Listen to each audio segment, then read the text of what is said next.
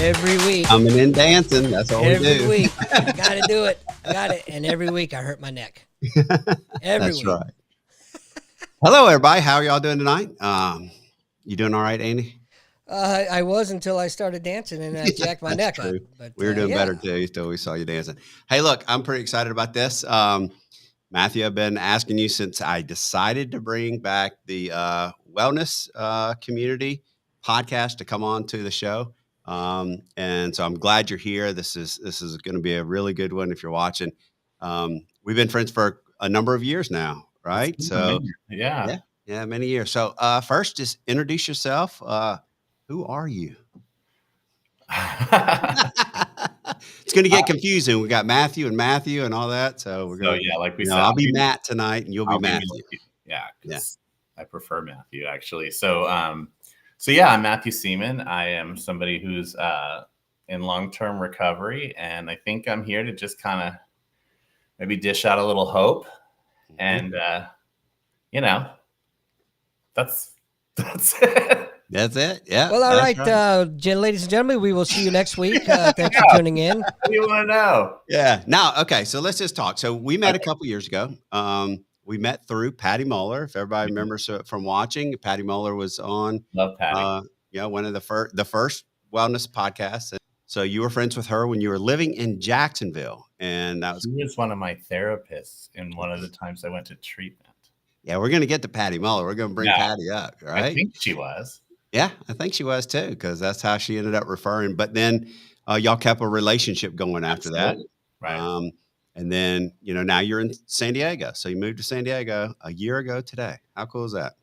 It's very cool. Yeah. I love it here. Nobody told me that it was like disgusting weather in February out here. Yeah.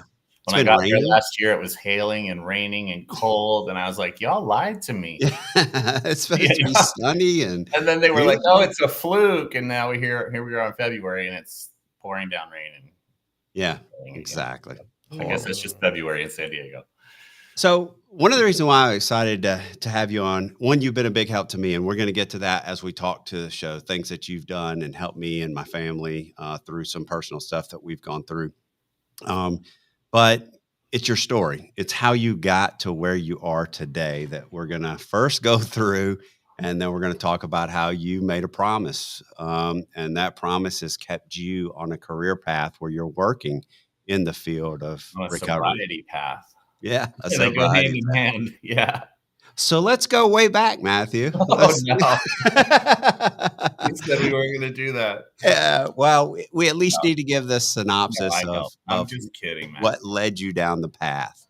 And how it really got, you got to a point. You were there. You were standing on the doorstep at one point. More than one point, to be honest. Yeah. No, I mean, I often think about like, when did everything go off the rails? Because I was 15 years old when I started doing meth. So it seems a little early for your life to fall apart, for you to turn to drugs, when you're in junior high, or high school. I don't even know. But the thing is, my child was, I think a lot of it had to do with, we moved from a small town to a much larger, there was like a culture shock situation that happened when I was about 13 years old, which was right around the time that I was sort of realizing that I was gay at the same, so at 13, 14 years old, that's a lot. My parents were having a moment in their relationship. We had just moved, and I was realizing I was gay right in the middle of the HIV crisis. Yeah. So scary time for sure. It was. And I was having, being that age is tough enough, I guess. Not that I know what it's like for a normal kid, but for all the things that I was going through, it was just layer upon layer. And I just happened to, they always say, you are who you hang around with. And there was one group who was said, come on in.